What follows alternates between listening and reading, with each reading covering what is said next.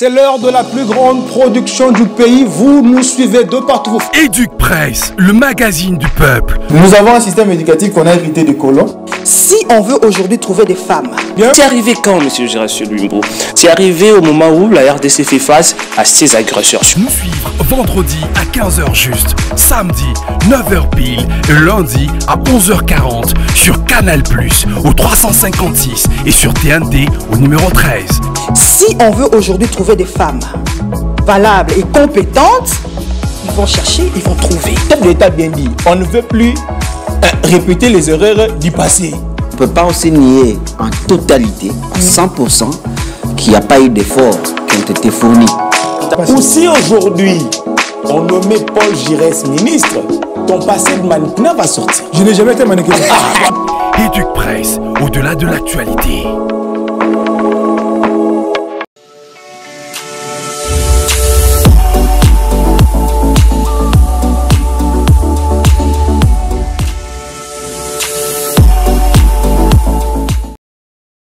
C'est depuis 1967 que la RDC organise les épreuves de l'examen d'État. 58 ans après, quel bilan, madame, monsieur? Vous nous suivez de partout, vous faites bien, c'est votre magazine Éduc Presse, une seule thématique à l'ordre du jour. Mes invités sur ces plateaux vont tenter de répondre à nos questions. Je m'en vais comme ça vous le présenter. Monsieur Lou Sakweno Gédéon, bonjour et bienvenue. Bonjour Paul Giresse, bonjour à Joe Ilonga et bonjour à Monsieur Prince, bonjour à nos téléspectateurs. Merci beaucoup, ça fait très longtemps. Le 3 juin dernier, c'était votre anniversaire. Joyeux anniversaire à vous. Merci, le mois continue et avec plus de projets et objectifs à atteindre. Comment va le pays selon vous? Une minute, non, 3 secondes. Comment va le pays selon vous? Bon, le pays va, je dirais, vous touchez un peu de tout. Voilà, va bien, dans le sens que, bon, nous vivons malgré les difficultés dans certains secteurs. Nous vivons ou nous vivrons-on? Bon, si vous voulez l'expression comme vous le voulez. Mais l'essentiel, c'est d'être là, en bonne santé, et puis faire des efforts pour faire évoluer les secteurs qui semblent encore retardés. Mais aujourd'hui, notamment le secteur de transport, où il y a quand même des avancées. On voit quand même la réhabilitation de certaines routes, malgré que l'on plaint la ville de Kinshasa. Le ministère du Transport. Non, en tout cas partout, partout où je suis passé, j'ai vu le ministère provincial des infrastructures. Okay. Sur ce point-là, donc c'est la ville. Voilà, sur ce point-là, donc c'est la ville et on félicite. Mais nous pensons qu'il faudrait qu'il y ait la qualité sur le travail qui est fait. Il ne faudrait pas faire juste du remplissage. Surtout j'apprécie beaucoup la grande. Voilà, et dans le secteur de l'éducation, vous savez que c'est d'ailleurs le sujet du jour, les examens d'État, des épreuves hors session et tout. Il y a quand même des avancées, notamment sur la facilitation des élèves qui sont dans des contrées très difficiles, des zones sécuritaires. Là aussi, nous dirons de ce côté-là, ça va. Voilà, l'électricité aujourd'hui, c'est toujours une question qui n'est plus d'actualité au Congo, malheureusement. Parce que la Constitution dit que l'État devait garantir à la population une vie meilleure.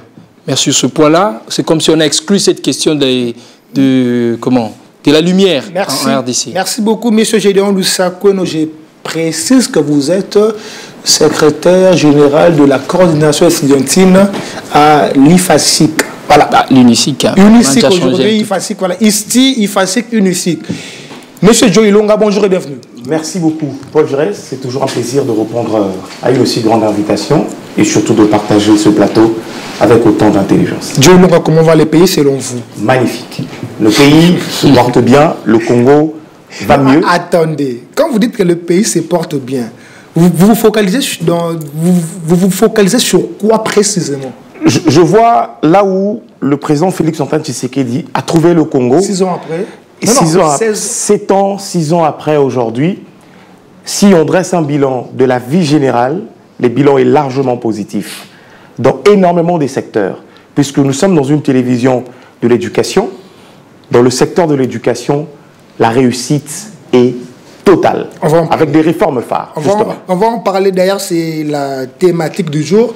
Quand j'ai choisi la thématique, votre nom m'est venu comme ça. Ouais. Je dis bon, ça fait plaisir. Joe Ilonga, c'est la preuve. Le profil qu'il faut. C'est la preuve que le jour où vous serez président de la République, je serai dans votre gouvernement. Donc, déjà, vous êtes dans mon gouvernement, vous êtes le ministre de culture, art, quelque chose comme ça. Voilà. Mangala est félicitations, excellence. Non, lui, il est dans le cabinet. Le cabinet. Voilà. Lui, il est opposant. Okay. Voilà. Monsieur Prince Mangala, mon opposant futur. Bonjour et bienvenue. Bonjour, monsieur Paul Giresse. Bonjour à tous nos téléspectateurs. Et bonjour à mes co-débatteurs de ce jour. Monsieur Prince, comment va le pays selon vous? Joe Ilonga a dit que le pays va magnifiquement bien. Et vous? Je pense que M. Joe Ilonga vit dans un autre monde. Comment ça? Puisque moi, je vis au Congo. Dire que le pays va magnifiquement bien, je pense que ce n'est pas prendre les pays au sérieux. Et ça, c'est très dangereux pour un Congolais comme Joe Ilonga. Le pays traverse des zones de turbulence très graves que nous ignorons, mon frère. Notre pays aujourd'hui est presque divisé en deux. Je ne veux pas entrer dans des détails. Non. Vous voyez, je ne vous laisse pas dire ça sur ce plateau. Vous voyez, je ne vous laisse pas le dire sur ce plateau. Vous voyez que sur ce plateau, il y a des gens qui ont créé un Congo chaotique imaginaire qui n'existe que dans l'air. Je ne voulais pas. Non, c'est même pas la thématique. Vous voyez, mais c'est pourquoi je vous arrache. Les efforts, ça ne leur dit absolument rien. Joe Ilonga, Prince Mangala, je vous arrache la parole. Qui se fait. Merci beaucoup. Merci, je vous arrache la parole. Attendez, je pose ma question d'abord. Voilà. Pour vous qui nous suivez sur votre magazine Éduc-Presse, je l'avais dit, à la jeunesse de ma prise de parole, une seule thématique à l'ordre du jour, Exeta 2024-2025. Quel bilan 58 ans après, M. Prince Mangala? Je commence avec vous. Déjà, vous avez décroché votre diplôme d'État en quelle année? En 2010. 2010. Mon diplôme d'État en 2010. Voilà, aujourd'hui nous sommes en 2025. Si nous calculons l'année dans laquelle la RDC a commencé, les Exeta, c'était en 1967. 58 ans après, le bilan selon vous, est-ce que nous sommes en train d'avancer, nous sommes en train de reculer ou nous faisons du surplace? Bon, écoutez, il faut prendre cette question sous plusieurs aspects. Ok, vous avez une minute. D'abord, du point de vue évolution, je dirais que ce qui a essayé un peu de changer, c'est par rapport à la publication des résultats. Ok. Avec l'avènement des nouvelles technologies de l'information et de la communication, on publie aujourd'hui via des plateformes, des réseaux téléphoniques. Ça, c'est ce qui n'existait pas bien avant. C'est une innovation, mais après... Mais dans la qualité. Dans la qualité, moi je pense que la situation se dégrade du jour au lendemain, parce qu'il faut voir les diplômés que nous avons aujourd'hui, il faut voir ce qu'ils ressortent comme matière. Il faut voir leur attitude, il faut voir leur niveau, leur quotient intellectuel. Pour moi, je pense que ce quotient intellectuel est très bas. Et aujourd'hui, il faut fournir tant d'efforts, en commençant d'abord par améliorer la qualité des enseignements. Tout ça, ça vient avec beaucoup de choses. Ça passe par la formation des enseignants, ça passe par mettre en place un nouveau, comment on appelle, un nouveau programme, puisque nous utilisons l'ancien programme nous laissé par des Belges. Okay. Et aujourd'hui, il faut actualiser ce programme, il faut faire beaucoup de choses, beaucoup d'efforts là-dessus, et je pense que ça va aller de l'avant. Mais aujourd'hui, la qualité vraiment des gens, surtout des écoles publiques, des élèves, la plupart des élèves, vous voyez même après la publication des résultats, essayez seulement vous êtes journaliste, de passer votre micro ici, vous verrez même, formuler une phrase en français, c'est difficile, c'est du charabia. Je pense merci beaucoup, M. Prince Mangala. M. Joe Ilonga. Je ne partage pas du tout. Je pose ma question, s'il vous plaît. Je pensais que j'étais sur la même question. Attendez, prenez votre mal en patience, je pose ma question. On parle bilan de l'Exeta. Ça fait 58 ans déjà. Selon Prince Mangala, à l'époque, les diplômés ressemblaient à quelque chose. Mais aujourd'hui, les diplômés sont tout sauf des vrais diplômés. Est-ce que vous partagez son point de vue? En tout cas, il faudrait séparer les diplômés et l'examen d'État. Très bien. Il faut vraiment faire cette différence-là. Parce que, s'il faut revenir sur les objectifs initiaux de la création, de la mise en place d'un examen national, nous avons l'uniformisation du niveau d'enseignement secondaire à travers tout le pays, la certification des connaissances et compétences avant d'entrer dans l'enseignement supérieur ou dans le monde professionnel, et enfin, la constitution d'un outil de sélection basé sur la méritocratie. Très bien. Ça n'a rien à voir avec la qualité. Ça n'a rien à voir avec le programme. S'il faut faire un bilan de l'examen d'État en tant qu'épreuve, il faudrait qu'on mette de côté la qualité. La qualité, c'est un tout autre débat.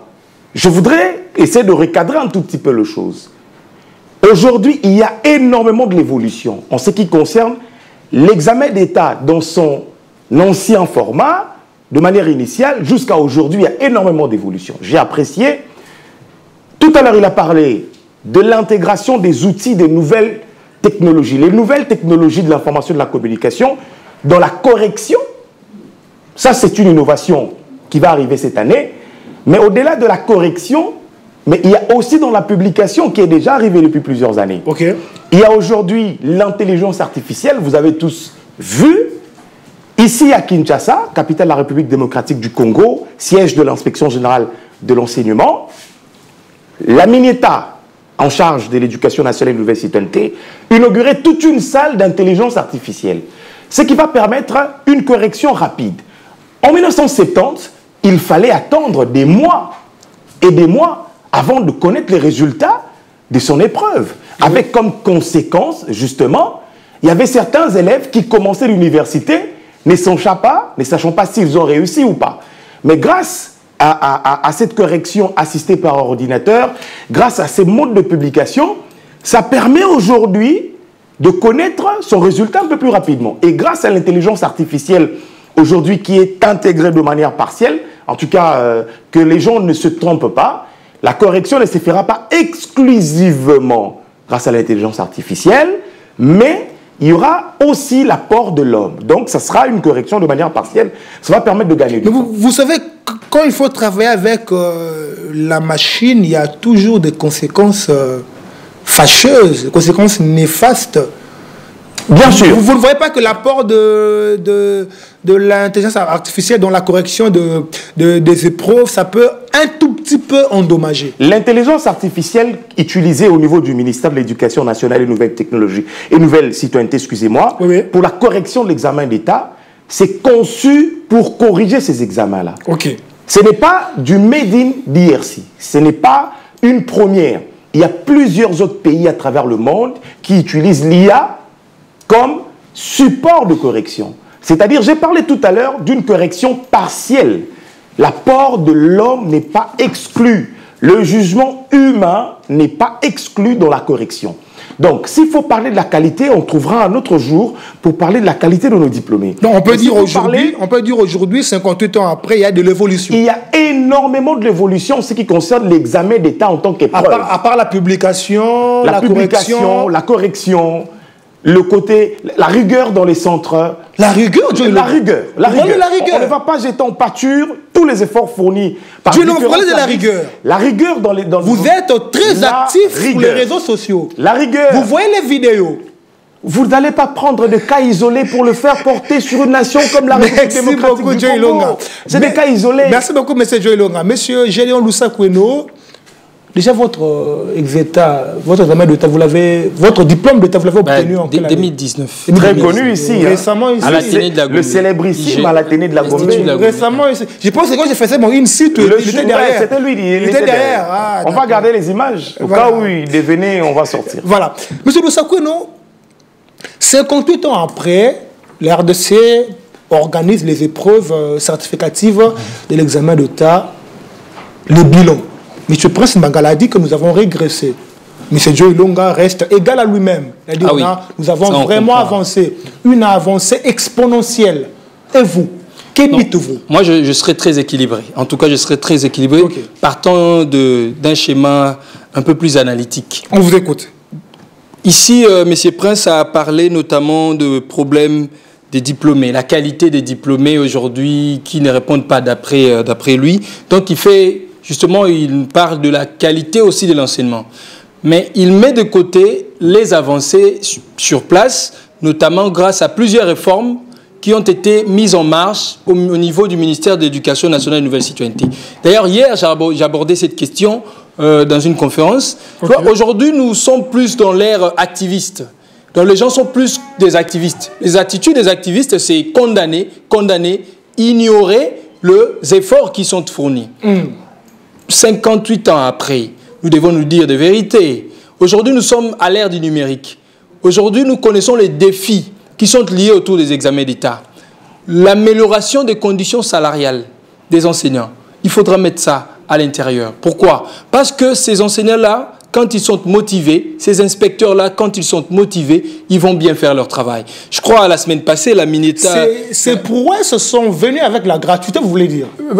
Bien sûr, c'est les retombées de la gratuité. Bien sûr, parce que, vous savez, quelqu'un qui n'est pas motivé, il n'aura pas le courage d'aller bien faire son travail, d'aller bien surveiller. Et d'ailleurs, cette année, on a vu la rigueur au niveau du ministère de l'Éducation nationale, interdisant d'abord le maquis. Mais c'est depuis toujours. Oui, c'est depuis plusieurs années. D'une manière officielle. Mais d'une manière clandestine. D'une manière officielle, le ministère... Isolé. Vous connaissez quelques écoles? En tout cas, moi, je ne connais pas. Je ne connais pas l'adresse. Si je connaissais, j'allais dénoncer, vous me connaissez. On a même vu un communiqué très épinglé par le ministère interdisant les maquis. Et on va un peu plus loin, la ministre de la Mineta avait organisé un lancement. La Mineta, non, c'est ministre d'État Raissa Malou. Il y a eu le lancement de l'opération de supervision des épreuves d'hors session. Et là, elle a épinglé sur deux aspects, l'intégrité et la redevabilité. Très bien. Quand on parle de l'intégrité, les examens d'État, ce sont des épreuves. Mais il faut qu'il y ait conscience. Et l'aspect particulier est que cette année, parmi les réformes que le président Félix a réalisées, aujourd'hui, l'ancien ministère de l'EPST, c'est aujourd'hui l'éducation nationale et nouvelle citoyenneté. Ouais. Donc, la nouvelle citoyenneté implique la notion de l'intégrité. Nous, les inspecteurs qui corrigeons, quand je parle de nous, je parle des inspecteurs qui corrigent ces examens, qui surveillent également, ils doivent avoir la dose de l'intégrité pour se dire que, bon, quand je suis dans une salle d'examen d'État, l'étudiant, ou plutôt l'élève que je suis en train de surveiller, cet élève, je dois le laisser travailler. Je ne dois pas pousser cet élève vers la corruption. Je ne dois pas pousser cet élève vers la facilité. C'est l'élève pour qu'on ait enfin la qualité. Attendez, s'il vous plaît. Moi, je pense que ce sont les élèves qui poussent les surveillants à la corruption. Parce que quand nous connaissons les pratiques, on ne va pas se voiler les faces. Même si moi, je ne l'ai pas fait, les gens le disent au jour le jour. Quand vous arrivez dans une salle, vous faites les tchitchani. Vous cotisez pour chercher de l'eau pour les surveillants. Les surveillants n'ont aucun problème. Mais ce sont les élèves qui le font. Oui, mais pourquoi vous ne refusez pas, par exemple? Parce que vous êtes surveillant. Il y a des qui refusent. Quand on vous donne quelque chose et que vous acceptez, ceux qui refusent sont très... le taux est vraiment... Je ne crois pas que ça sera majoritaire. Ils existent. Okay? Ils existent. Et pour cette édition, il y a l'amélioration. Je parlerai de l'amélioration des gestions. Okay. Je parlerai de soutien gouvernemental. Et c'est prouvé. Et justement, ce que Joe Ilonga a parlé tout à l'heure, de l'apport de l'IA. D'abord, ça va faciliter en termes de la rapidité d'avoir des résultats. On aura des résultats un peu plus rapides. Et puis, il y aura des résultats d'une manière un peu plus fluide parce que vous savez que l'intelligence artificielle a quand même cette manière un peu plus nette de faire les choses, mais l'on n'exclut pas l'apport humain dans cette démarche. Donc, je pense que depuis 1967 jusqu'à ce jour, il y a des avancées significatives, mais l'on ne va pas écarter aussi le fait qu'ils sont sur terrain. D'ailleurs, j'ai couvert la première journée de ces épreuves d'hors session dans quelques centres de la capitale, notamment à Bumbu. Il y a quand même un petit problème lié au financement. Il y avait de ces élèves qui arrivent sur place le jour J n'ayant pas payé le frais des examens. Vous voyez? Et donc, quand le gouvernement a pris en charge quelques élèves, notamment au Nord Kivu, au Sud Kivu, il y a même eu aussi en Ituri, où on a pris en charge le frais de participation. Ce sont quand même de faits qu'on ne doit pas mettre de côté. La qualité de l'enseignement, c'est quelque chose dont on parlera, on reparlera. Comme M. Prince l'a dit, donc, il y a des efforts qui sont fournis, il y a de défis. Et donc, je pense que nous devons... Justement, quand on parle des défis, parlons aussi des efforts. Ne soyons pas comme dans l'attitude d'activisme. Très bien, merci beaucoup, monsieur Lusakono. En attendant que monsieur Prince Mbangala finisse de crier, je suis à vous, Joe Ilonga. Vous êtes là? Oui, ah, merci beaucoup, monsieur. Il est là. Ah, non, attendez, finissez d'écrire, je vous reviens. monsieur Joe Ilonga, je suis à vous. Est-ce qu'aujourd'hui, on peut dire que les diplômés d'État sont aptes à travailler? Ou soit il faut d'abord aller à l'université pour tenter de demander un emploi ou de créer un emploi. Est-ce que les diplômés d'État sont des créateurs d'emplois, sont à même d'apporter quelque chose pour le développement du pays? Malheureusement, le système éducatif congolais n'a pas été conçu pour préparer le créateur d'emplois. 58 ans après, on n'a pas changé le fusil d'épaule. Ça a été conçu pour préparer les demandeurs d'emploi. 58 ans après? Oui. Il n'y a personne qui réfléchit pour changer. Raison pour laquelle le président de la République, dans son génie quasi extraordinaire, a poussé un accent particulier dans le secteur de l'éducation. Quand on parle d'éducation, certaines personnes pensent que c'est l'enseignement primaire, secondaire, technique, universitaire.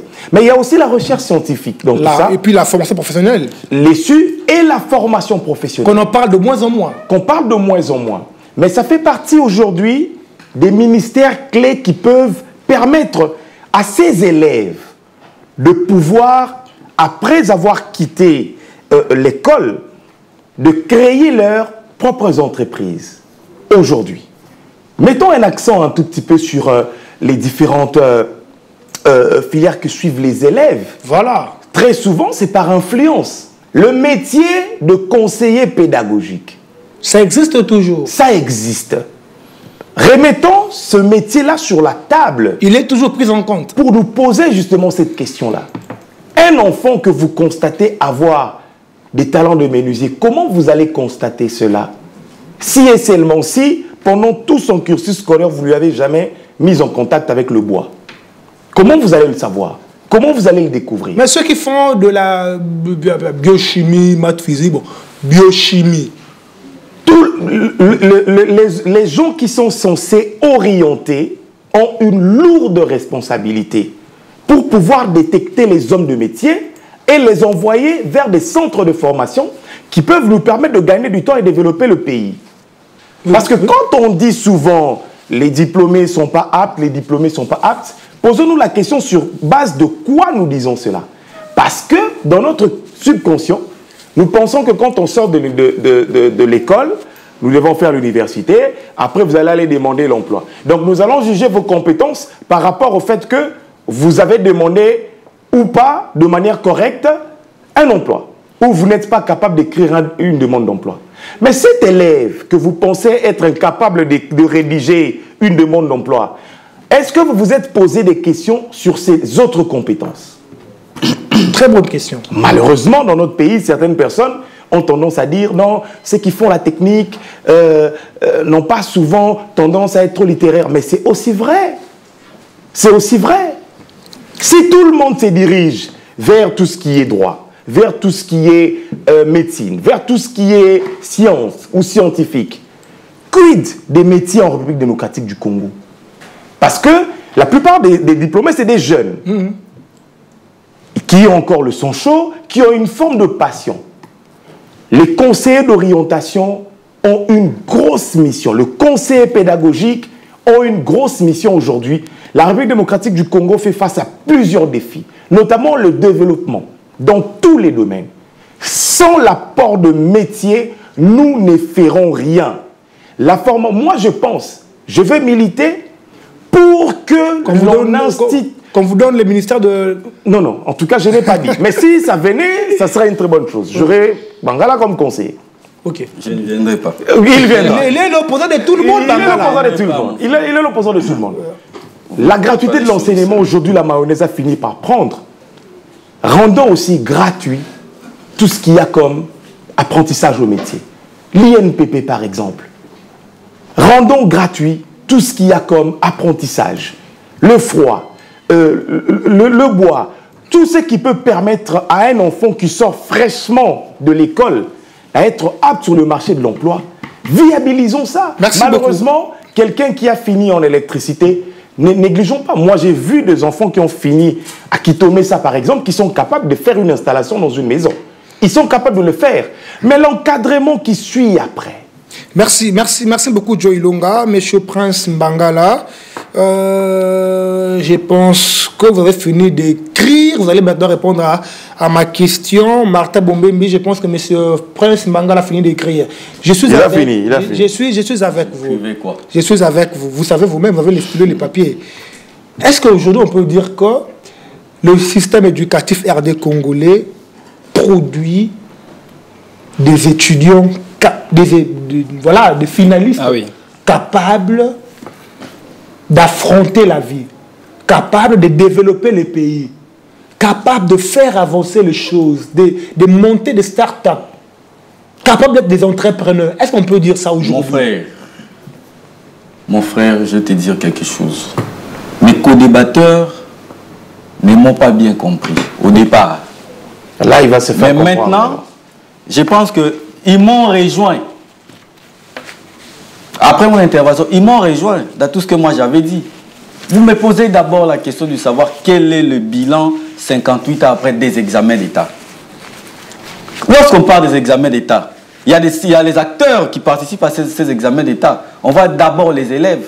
Ce bilan doit être d'abord fait autour de ces élèves. J'ai essayé ici de vous dire que les diplômés de l'époque et les diplômés d'aujourd'hui, c'est le jour et la nuit.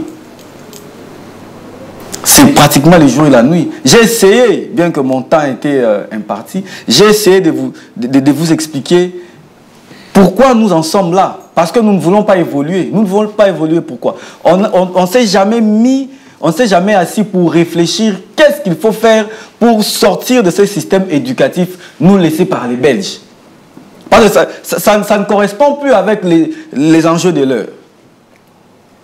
Si on dit donc ça, les sections, les options sont dépassées. Oui, c'est dépassé. Ça ne cadre plus. Si on dit ça, on ne s'oppose pas, mais on met les faits. Les faits sont réels, mon frère. Lui-même l'a dit ici. Lui-même l'a dit qu'il y a un problème de technique, il y a un problème des élèves qui sont mal orientés. Mais nous, au Congo, nous avons des textes. Tout ce que tu as lu là, mon frère, je t'ai vu ressortir des histoires très magnifiques.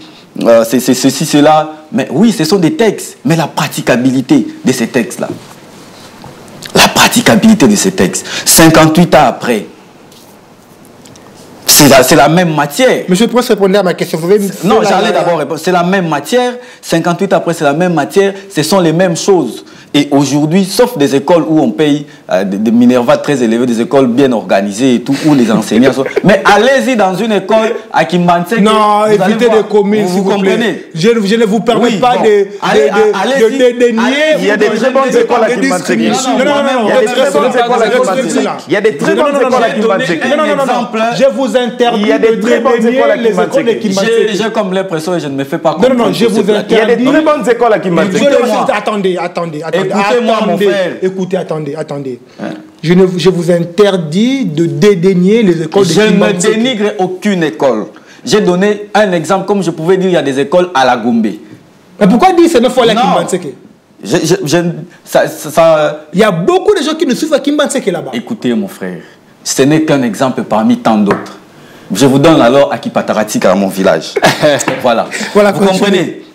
Donc, il y a des écoles comme ça où d'abord les enseignants sont affamés, ont un problème de salaire. Oui, ça existe. Ça existe, mon frère. C'est vrai qu'un effort est en train d'être fourni. Mais il y a beaucoup de défis à relever. Donc, il faudrait s'asseoir. Il faudrait que le gouvernement puisse organiser, à mon avis, les états généraux de l'enseignement au Congo. Avec votre thème là, de 58 ans après, où en somme, qu'est-ce qu'il faut? Il y a des experts, comme des Joe ici, qui viennent avec des beaux textes. Il y a des experts, vous verrez que les choses peuvent aller de l'avant. Ce n'est pas que nous sommes contre, mais nous voulons qu'il puisse y avoir évolution, mon frère. Oui, par rapport à votre question... Voilà, maintenant, vous avez 10 secondes, répondez à ma question. Si le système éducatif RD congolais produit de finalistes capables de développer ces pays, où ce sont les demandeurs d'emploi qui attendent d'aller à l'université pour être à même?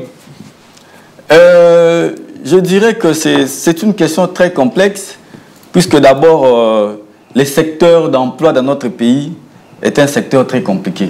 Tu le sais. Aujourd'hui, avoir un emploi au Congo, il y en a qui passent par des prières, des jeûnes et prières. Il y en a qui passent par des relations. Il y en a aussi qui ont mérité, qui ont fait leurs demandes d'emploi. Pour arriver à dire que vous avez fait quoi? Prières, relations, qui ont eu des emplois. Je ne suis pas là. Donc, je pense que ça dépend de tout un chacun. Ok. Il y a des élèves qui sont bien formés, qui ont bien étudié, qui, ses compétences parlent à sa place. Lorsqu'il se présente quelque part, on l'embauche facilement. Mais il y en a aussi... Un diplômé. Qui ont des... Mais mon frère, ça dépend seulement. Un diplômé peut travailler. Un diplômé peut travailler, un diplômé peut tout faire. Vous l'appelez déjà diplômé. À l'époque, nos parents étaient des D4. Tous les cadres que vous avez ici, juste après l'indépendance, des ministres, ils n'avaient même pas de diplôme d'État. Ils n'avaient pas de diplôme d'État. Mais ils ont magnifiquement bien géré le pays. Ça, vous comprenez ça. Contrairement aux docteurs et aux doctorants. Professeur, docteur. Je vous dis, un diplômé peut travailler partout. Il peut même devenir président de la République. Oui, puisque nous avons eu des Kassavoubou ici, il peut même devenir président de la République. S'il est bien formé, vous voyez là où vient le problème. S'il est bien formé, il est bien rodé. Donc le problème, c'est la formation. Le problème, c'est la formation. Le problème, c'est la formation. Nous devons placer l'homme au centre. Comment former l'homme? C'est aussi le problème du Congo. C'est la formation. Merci beaucoup, M. Kwasimagala. Je constate que tu ne m'accordes pas assez de temps. Je vous ajoute 10 secondes. Je vous ajoute 10 secondes. Ajoutons une heure. Les problèmes, c'est la formation, mon frère. Les problèmes, c'est l'homme, la formation de l'homme. Même aujourd'hui, regardez tous les plateaux de télé, vous allez voir. On a créé 2 blocs. Les faits peuvent être vrais.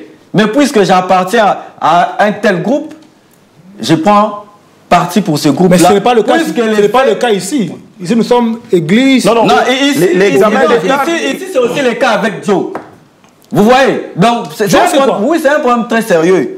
Non, mais attendez, l'examen d'État n'a pas perdu sa crédibilité. Non, je ne parle pas d'abord des examens. Ça n'a pas perdu sa crédibilité. Puisque par rapport à la première question du début, quand vous lui avez posé la question, comment va le voyez, il dit magnifiquement bien. Vous voyez que l'homme a un problème. Non, ce n'est pas un problème. Il a un problème. Donc, il faut d'abord les hommes, l'intégrité, l'honnêteté. Moi, si je comprends bien, c'est par rapport à des secteurs. Vous arrivez dans une maison. Problème. Même s'il y a une chambre dans cette maison-là, qui est en lambeau ou qui connaît des problèmes. Mon frère, en responsable. Mon frère, tu n'es pas patriote. En responsable, on commence d'abord par se bomber les torses sur le fait que d'autres chambres se portent bien. Parce que si vous ne commencez pas par reconnaître que telle chambre ou telle autre chambre va mieux, vous allez rester focus sur tout ce qu'il y a de mauvais au risque de perdre ce que vous avez entre les mains. Merci, M. Joe Ilunga. Merci. On va faire avancer les débats. M. Joe Ilunga, vous avez la parole. Je reste avec vous. Est-ce qu'on peut dire aujourd'hui que la gratuité de l'enseignement primaire a en quelque sorte influencé positivement ou négativement la qualité de l'enseignement? Parce qu'il faut le préciser, il y a un confrère qui s'appelle Vincent Muzungu qui a écrit un article disant que, bon, selon lui, les propos tenus n'engagent que son auteur, le père de la gratuité, c'est M. Willy Bakonga, parce qu'en 2019, c'est lui qui a porté cette mesure salvatrice, qui a mis tout ce qu'il fallait afin que la gratuité réussisse. On peut dire aujourd'hui que la gratuité est la cause de la déchéance ou l'évolution du système éducatif de congolais. La paternité de la gratuité de l'enseignement, nous pouvons l'attribuer qu'à un seul et une seule personne. Félix Antoine Tshisekedi Tshilombo. Mais à l'époque, Willy Bakonga était ministre de l'EPST, qui a mobilisé le moyen. La gratuité de l'enseignement de base en République démocratique du Congo n'a qu'un seul parent. Félix Antoine Tshisekedi Tshilombo. Parce que vous avez parlé de Willy Bakonga ici, qui était politique. Mais moi, je vous parlerai administrativement de Jean-Marie Mangobé.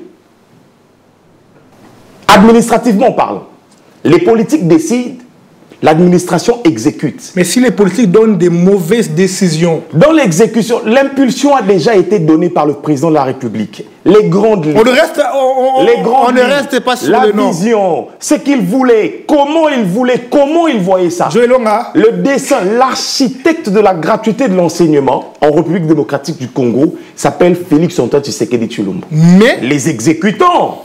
Parmi les exécutants, nous avons le ministre Willy Bakunga qui a mouillé le maillot. Nous avons l'ancien secrétaire général du ministère de l'EPST à l'époque, le brillant Jean-Marie Mangobé. Merci beaucoup. Personne ne peut le nier. On peut dire aujourd'hui que la gratuité a en quelque sorte soit influencé positivement ou négativement la qualité de l'enseignement. Non, non. La gratuité de l'enseignement n'a pas influencé négativement. Il y a des salles pléthoriques aujourd'hui. Ce sont les effets induits de la gratuité. Lorsque le chef de l'État mettait en place la gratuité de l'enseignement, lorsqu'il concevait la gratuité de l'enseignement, et que l'administration du ministère travaillait dessus, c'était prévisible que ça allait arriver. Oui. Parce qu'à l'époque, les enfants congolais étudiaient en mode délestage. Vous avez 5 enfants, cette année, vous envoyez Yaya Gédéon à l'école, vous attendez quand Yaya Gédéon aura son diplôme d'État, vous allez envoyer Benjamin. Après Benjamin, vous allez envoyer Georgette et finalement Giresse. Le dernier. Vous allez envoyer Giresse. Pourquoi je fais le dernier? Après, vous allez envoyer parce que vous n'avez pas de moyens. Mais socialement parlant, la gratuité de l'enseignement a permis à ce que il y avait des familles qui envoyaient les enfants vendre de l'eau. Et si tous ces élèves-là se retrouvent... Mais disons-nous la vérité. Disons-nous la vérité. À moins que vous soyez vraiment un bon pondeur, pour avoir 7 enfants, le tous au même niveau scolaire. Sinon, pour nous qui militons pour l'espacement des grossesses, nous pensons qu'ils ne peuvent pas automatiquement être au même niveau. Voyez-vous, il y avait des familles qui envoyaient des enfants aller vendre de l'eau pour pouvoir payer les frais scolaires. Il y avait des familles qui envoyaient les enfants vendre des arachides pour pouvoir payer l'école. Mais aujourd'hui, grâce à la gratuité de l'enseignement, ces enfants-là peuvent se reposer à la maison. Parce que papa, socialement parlant, il est tranquille. Il sait que je n'aurai pas de fardeau en ce qui concerne les frais scolaires. D'où l'influence positive de la gratuité de l'enseignement dans non seulement la qualité, mais dans les épreuves. Il y a des enseignants qui se plaignent de Joe Ilonga. À l'époque, l'école payait par exemple 1500 $. Quand la gratuité arrive, il faut harmoniser, équilibrer le salaire des enseignants. J'ai touché 1500, maintenant il faut que je touche un montant. C'est tout simplement de la mauvaise foi. Vous dérangez certains foyers. On ne dérange pas. Ils prenaient 1700 $, n'est-ce pas? Mais pour envoyer ses enfants à l'école, c'était plus de la moitié de son salaire qui partait dans les frais scolaires de ses enfants. Avec la gratuité de l'enseignement, il n'aura plus rien à payer.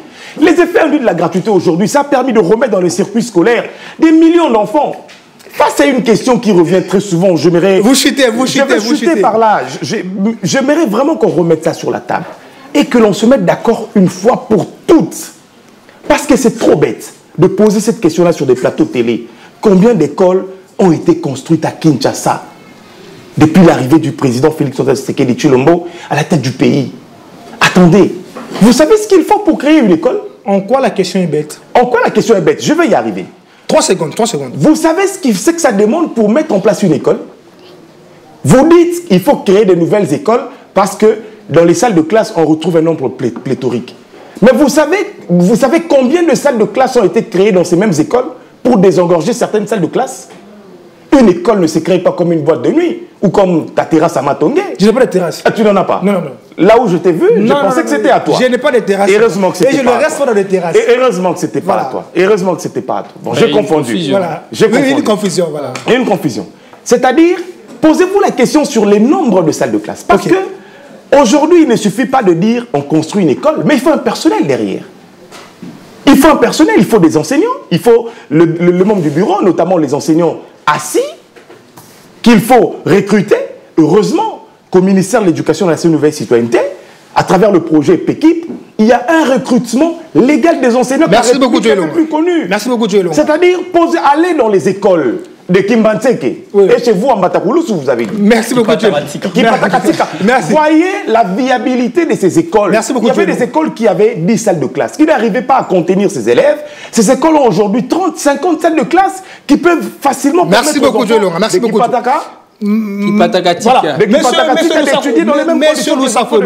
Monsieur Loussafou, on parle de gratuité. On parle de gratuité, le chef de l'État a donné le go, le ministre Bakonga et consorts ont travaillé d'arrache-pied pour que ça réussisse.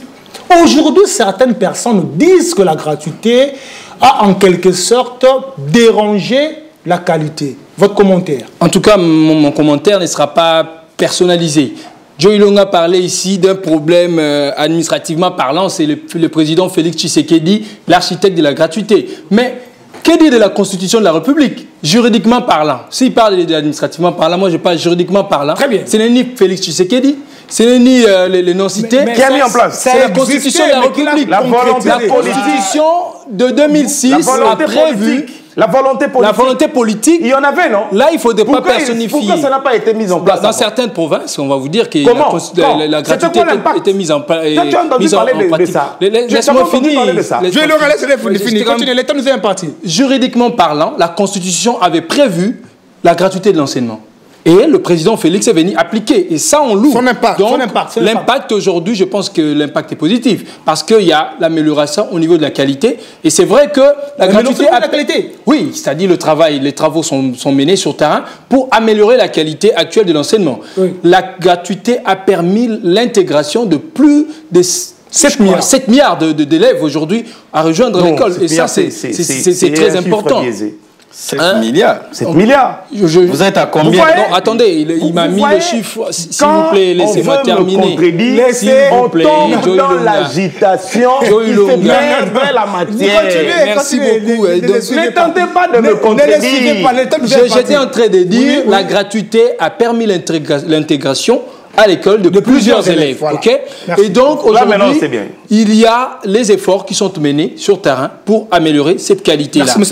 Un dernier détail, ici on a parlé, il a parlé des états généraux d'éducation nationale. Je suis tout à fait d'accord parce que le système congolais ne permet pas facilement aux finalistes d'être créateurs d'emplois. C'est pourquoi vous voyez aujourd'hui il y a le système LMD au niveau des universités pour permettre à ces universitaires, quand ils sortent, qu'ils créent des emplois. Aujourd'hui il n'y aura plus de TFC, il y aura de projets tutorés. Un projet tutoré, ce sera un projet basé sur un fait et un problème de la société. Et l'étudiant viendra avec des solutions concrètes. Merci beaucoup. Donc je pense que le LMD doit impacter aussi l'école, l'enseignement primaire. Merci beaucoup. Comme ça, on aura des diplômés avec un système très efficace pour qu'on ait enfin... Merci. Si j'ai encore le temps, je vais vous revenir pour le mot de la fin. Au contraire, on va se voir à la prochaine occasion. Monsieur le Prince, vous avez 20 secondes. Est-ce qu'on peut dire qu'aujourd'hui, la gratuité a apporté quelque chose de bien dans la qualité de l'enseignement RDC? La gratuité de l'enseignement a ajouté le nombre des élèves dans des écoles, ça c'est bien. Oui. Mais avec plusieurs défis, plusieurs problèmes. Il y a d'abord un surplus des élèves dans une salle de classe qui est destinée par exemple à accueillir 30 élèves. Vous allez voir 40, 50, 60 élèves. Et en plus, il y a un problème de la construction des écoles. Oui. Il faudrait, avant de... La qualité de l'enseignement, c'est une très bonne chose. Oui. Comme vous l'avez dit, c'est l'article 43 de la Constitution qui parle de la gratuité de l'enseignement. L'enseignement primaire est gratuit sur tout l'étendue du territoire congolais dans les établissements publics. Ça, c'est constitutionnel. Et le chef de l'État, lorsqu'il a pris le pouvoir, il a mis ça en application. Son apport aujourd'hui, ça a permis à ce que plusieurs élèves qui étaient incapables d'aller à l'école ont retrouvé les chemins de l'école, mais par quels moyens et comment ils étudient? C'est ça aussi le problème. Comment ils étudient? Après la création après la mise en place de la gratuité de l'enseignement, combien d'écoles avons-nous déjà construit? Puisque moi, je pense que le PDL 145 territoires, il y a plusieurs écoles. On tombe dans les Le PDL 145 territoires, il y a plusieurs écoles. Le temps nous importe. Monsieur Prince Mbanga, là, je pense que prochainement, on peut revenir sur le même sujet. Les écoles construites pendant les... Il y a combien d'écoles? C'est 5 millions d'enfants. Merci beaucoup. Je ne sais pas les nombres. Merci beaucoup. Qui sont allés dans des... Ils vont dans quelle école? Voilà, merci beaucoup. Et comment étudient-ils? Le temps nous est imparti. Le temps nous est imparti. Voilà, madame, messieurs, votre magazine EduPresse touche à sa fin. Je dis un grand merci. à la grande équipe qui m'a aidé à vous présenter la plus grande production du pays. Permettez-moi de souhaiter une heureuse fête d'anniversaire à Madame Fanny Mbengela Moudinga Iluimbu depuis Canada, maman de Christiana et Ariana. Je salue aussi votre époux, Monsieur Christian Mbengela, président fondateur de GADEF. Que cette nouvelle année vous apporte beaucoup de bonnes choses et que Dieu vous bénisse abondamment. Monsieur Joe Ilonga, merci infiniment. Je pense que le vendredi prochain, vous serez là. Monsieur le Prince, vous avez encore à dire, mais le vendredi prochain, je vais vous laisser encore beaucoup de minutes. Je n'ai pas eu le temps. Vous aurez le temps le vendredi prochain. Monsieur Loussakwe, merci beaucoup. Merci beaucoup. Voilà, le rendez-vous est pris. À la prochaine occasion. Paix et grâce dans vos familles et que Dieu bénisse les autorités de la RDC. Au revoir.